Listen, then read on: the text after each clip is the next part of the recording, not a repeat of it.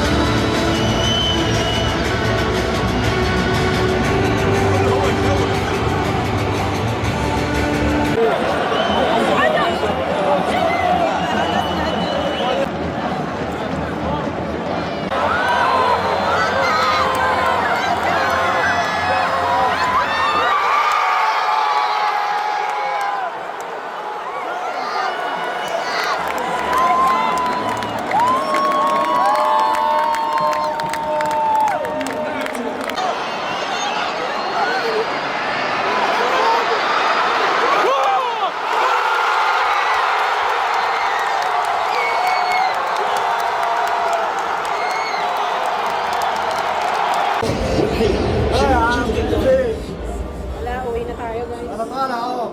Tabla yung laban.